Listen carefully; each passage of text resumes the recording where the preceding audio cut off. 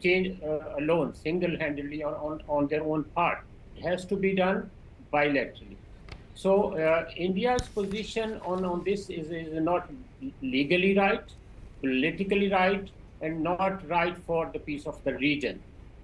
And if All it right. go, it pushes Pakistan to that sort of line, and the world has seen the war in the region can create destabilization all over the world. The All right. implications are for the whole world. So I expect that the world community will not permit India to destabilize the global economy and the global peace. All right. Dr. Shahi, thank you so much for emphasizing on that. With that, we're going to rope in Dr. Farah back into the conversation. Help us paint a clearer picture in regards of the situation that is developing, right? So many people are assuming that India will just turn off the taps of water for Pakistan. Is that viable? Will that happen? Or will India categorically make sure to stop and make sure to reverse and divert the flow of water, to regulate the flow of water? Understand that what actually can happen. So there are two ways to look into the water problems where there is one country which is upper riparian and another country which is a lower riparian. In this India-Pakistan scenario, we are the lower riparian. So all water that flow from India and enters Pakistan. So what India can do in this scenario is that India cannot divert the entire water flow because that, as I said earlier, there is a third party involvement here, and then there is a legal framework that exists that is in the form of Indus Water Treaty, which India unilaterally cannot, disregard. So in this case, what India can do is it can intercept, and intercept means that it can build some dams or it can try to hold the water for some time and then release the water to put All pressure on right. Pakistan when we don't All need right. the water supplies in that All right. Thank you, context. Dr. Farah, for emphasizing on what is actually developing as of yet. But we are actually going to rope in and move on to the international seminar, which is happening as of yet. We're going to go back to our reporters, Thank you Umar so much, Khalid Dr. Butt, Shahid, and thank you and so much, Dr. thank Farah, you for so being much with for us. joining us. We're going to go back to Umar Khalid Butt, who is now with our correspondent, Ali Andaz. Yes, thank you very much, Isha. Thank you very much, Shehzad. I've been hearing all the very interesting questions that both of you have been asking the experts. I think it's a very important day, and it's a very important question. It's a very important topic to discuss. We have with us our correspondent, Ali Andaz Haider, who is also here covering today's seminar. Ali, what are your impressions so far of today, and how important is this event in your point of view?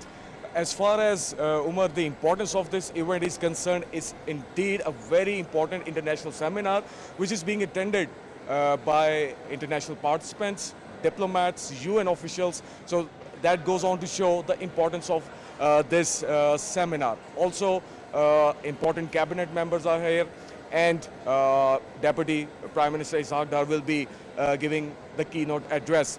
As far as the ambience here is concerned, a majority of the guests have already arrived, and this is one of Pakistan's push since last year when India held in abeyance the Indus Water Treaty after the Pahalgam attack, using it as an excuse to withdraw from the treaty which has held previous wars, tensions between both countries.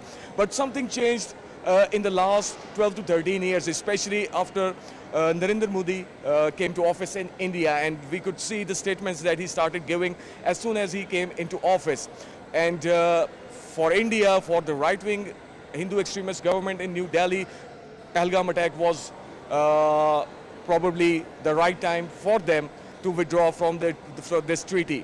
Interestingly, according to this treaty, India cannot, or Pakistan cannot unilaterally withdraw from this treaty, which in But Ali, the fact is that India has been trying since decades to somehow come out of this treaty or somehow put this treaty in abeyance, and they found, in their point of view, a good opportunity in the guise of the Pahalgam attack. So we have seen in the past the violations carried out by India, building illegal dams, illegal reservoirs, and Pakistan, the Indus Water Commission. That was a platform where both these countries sorted out their differences, and it worked to some extent. There were problems, there were issues, but somehow it continued to work between both Pakistan and India.